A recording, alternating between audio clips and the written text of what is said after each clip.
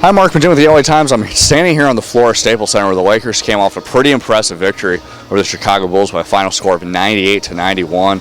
Had a lot of momentum plays late in the course of the game where this game pretty much could have gone either way. A lot of exciting finishes here, but the Lakers really benefited from a game like this because it came against a playoff caliber team, and they learned how to grind out a win when they're met with such challenges. The main challenge the Lakers had to face tonight was Derrick Rose. I mean, he's a very fast point guard. He'll beat you off the dribble. He'll beat you off screen and rolls, drives to the basket.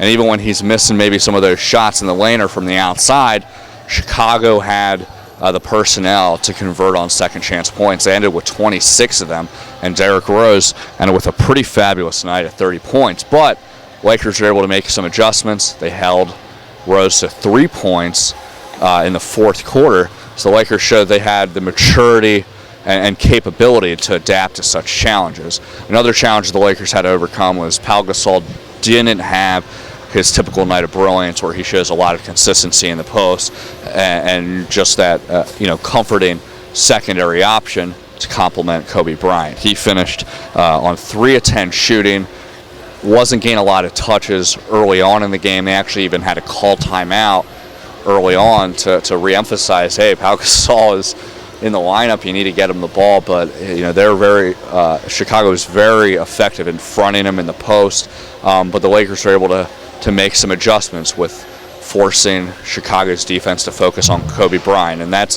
one area of familiarity that Bulls head coach Tom Thibodeau has. When you look at Kobe Bryant's career, when he was just a high school kid at Lower Merion High in Philadelphia, Thibodeau, as an assistant coach of the Philadelphia 76ers, worked with him and saw his early brilliance. And then when you fast forward to these past 3 NBA Finals, 2 of them, one in 2008 and this past season in 2010, Lakers went up against the Boston Celtics, where Thibodeau was an associate coach for Celtics and where he was in charge of the defensive end.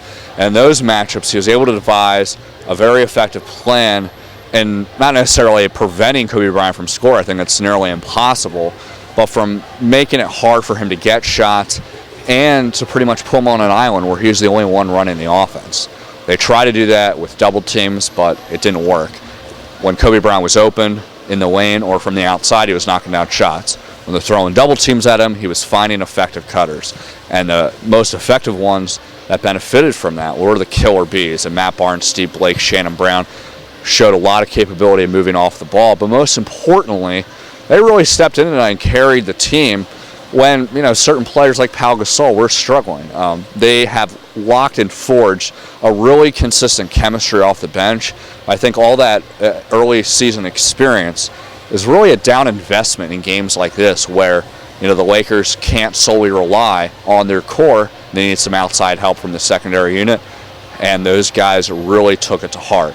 Then you throw in Lamar Odom, because that was very important because Pau, again, was having an off night. He was able to showcase his versatility, playing 33 minutes, finishing with 21 points, 7 of 13 shooting. Before the game, Tom Thibodeau had mentioned that he's one of the most underrated forwards in the league because of his versatility. And you saw that tonight. It was a vintage performance where he was exploiting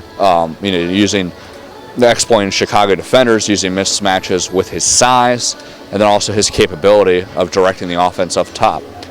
But with all that said together, Lakers were able to overcome some of the challenges in stopping Rose and overcoming Pau's poor night. So in the end, this is a very positive development for the Lakers.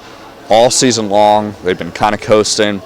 They haven't played complacent, and they played with a lot of focus, but it's come against sub-500 teams.